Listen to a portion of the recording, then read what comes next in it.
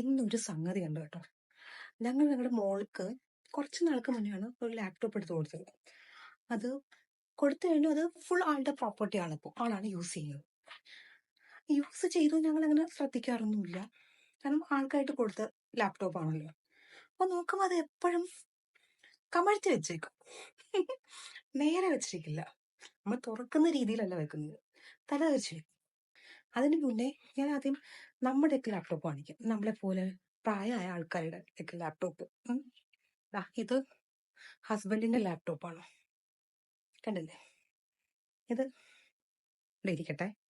ഇനി എന്റെ ലാപ്ടോപ്പ് കാണിക്കാം. ഇത് എന്റെ ലാപ്ടോപ്പാണ്. ഇനി നമ്മുടെ പുത്രിയുടെ ലാപ്ടോപ്പ് ഞാൻ കാണിക്കാം.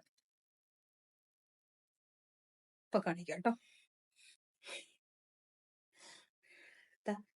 ഇതാണ് ആളുടെ ലാപ്ടോപ്പ്. കണ്ടോ? കമഴ്ത്തി വെച്ചിരിക്കുന്നത് എങ്ങനെയാണ്, എന്തുകൊണ്ടാണ് ഇപ്പൊ മനസ്സിലായി. എപ്പോഴും ഇങ്ങനെ വെച്ചേക്കും. നോക്ക്, ഇതുകൊണ്ട് കഴിഞ്ഞില്ല കേട്ടോ. ആൾക്കൊരു ടാബ് ഉണ്ട്. കാരണം ഇപ്പൊ സ്കൂളിലേക്ക് ടാബ് കമ്പൾസറി ആണല്ലോ. ടാബ് കൊടുത്തിട്ടുണ്ട്. ടാബ് എപ്പോഴും ഇങ്ങനെയല്ലേ ഇരിക്കും. ടാബ് ഉണ്ട്. എന്റെ ദൈവമേ! ഇത് കൂടാതെ ഒരു സ്റ്റിക്കേഴ്സിന്റെ ഒരു ബുക്ക് തന്നെ ഉണ്ട്. ഇത് ഇത്രയും ഫുൾ സ്റ്റിക്കേഴ്സ് ആണ്.